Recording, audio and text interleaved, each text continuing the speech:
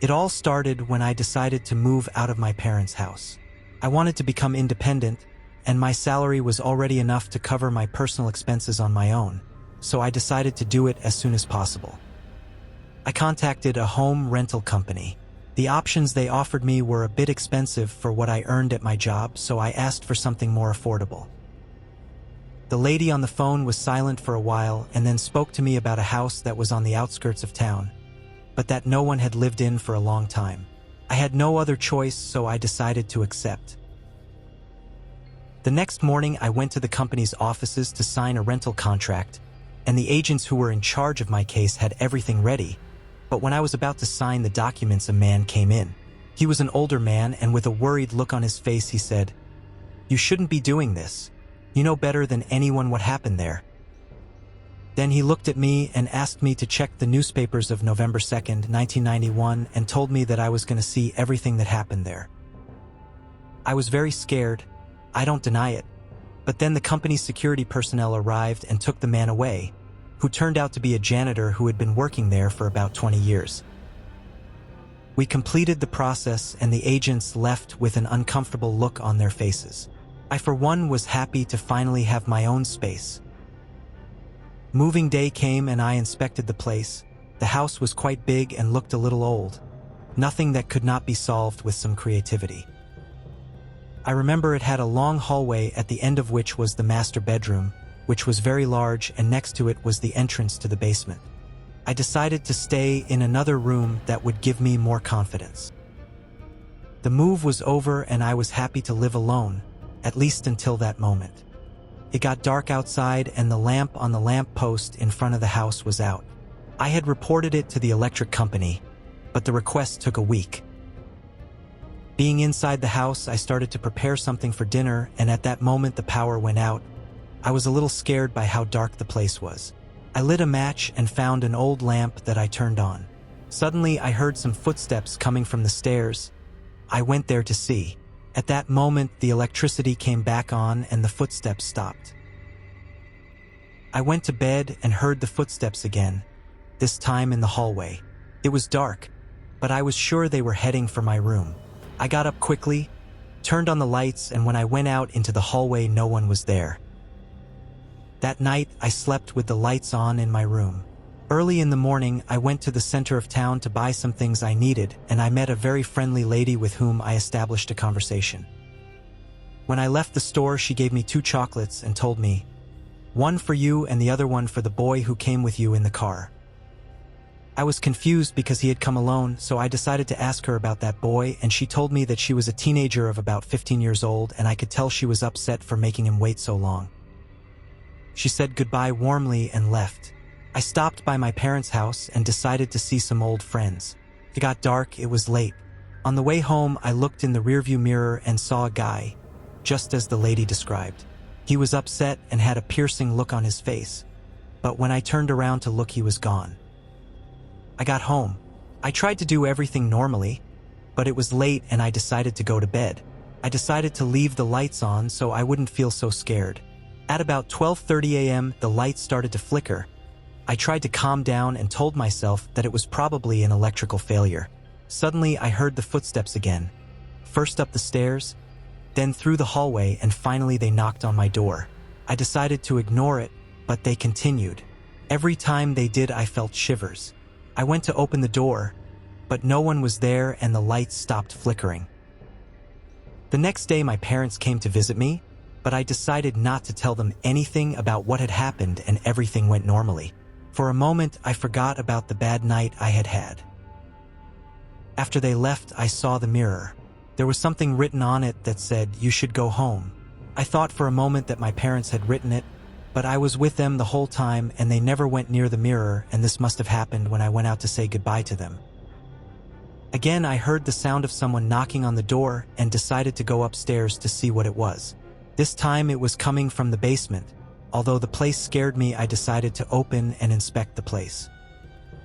I found an old table with extinguished candles, and it looked like something where they were trying to contact spiritual entities. On it, I saw several pictures. It was a family, and inside it was the boy I saw in my car. Yes, the same one described by the lady in the store. I tried to leave the place as fast as I could, but the door was locked with keys. Couldn't believe it. I felt my heart give out as a figure walked towards me.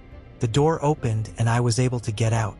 I locked the place with keys, but sometimes I would walk by and find it open.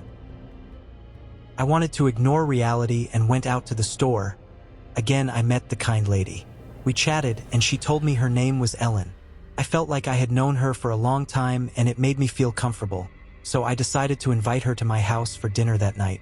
Before I left, she said he decided to stay.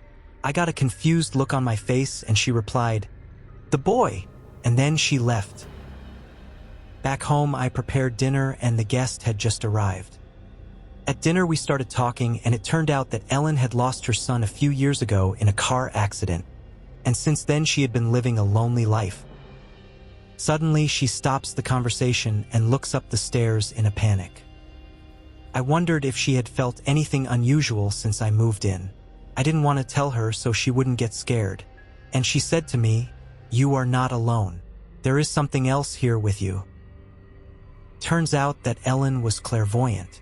She had developed it sometime after she lost her son. She asked me, "Can I come up?"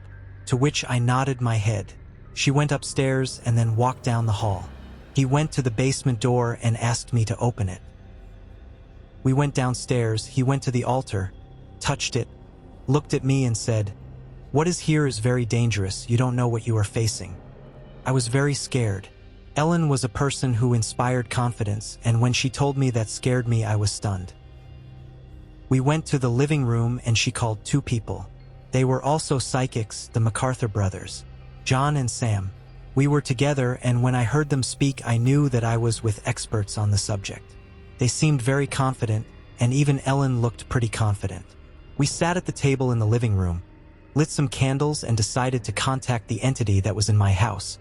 But after a few seconds, the lights flickered and a strong cold invaded the place where we were. Suddenly, we saw the boy standing on the stairs. Ellen smiled and spoke to him. I stared at her, and she said, "Yes, all the time I knew he was a supernatural being, but he didn't represent any danger, so I didn't tell you anything. But he's not the problem. He's terrified of something. That's why he went with you almost everywhere when you left the house." I was perplexed. What could terrify an entity from beyond?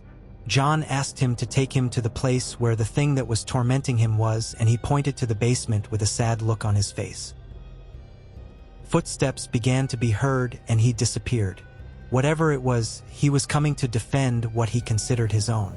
Again, the light went out, but we had to end it that night, so we decided to go down to the basement. When we explored it, it turned out that the basement was not the place of danger. Underneath it was a small temple. The basement was just a place of distraction. There was a picture hanging on the wall, and the image belonged to an evil entity. They immediately realized who she was and how powerful she was. The place was the entity's home. Sam said, "Let's get out of here." They came out of the house and told me that I needed to get out of there as soon as possible and not to come back for any reason. I started my car and we left the house. The next day, I went to visit the old janitor I had told you about at the beginning. I explained to him what happened to me in that place, and he told me that I had been very lucky to get out of that place. He told me that he was very good friends with the people who lived there, Jane and Alex, and that he often visited them. The couple had 3 children, Bill and twins Patricia and Margaret. But Jane began to develop an interest in the occult and was carrying on strange activities under their house. One night, we were having dinner and Jane was downstairs. We started hearing noises and went downstairs. I couldn't believe my eyes. She was levitating. Her eyes were totally black and there was a strong wind.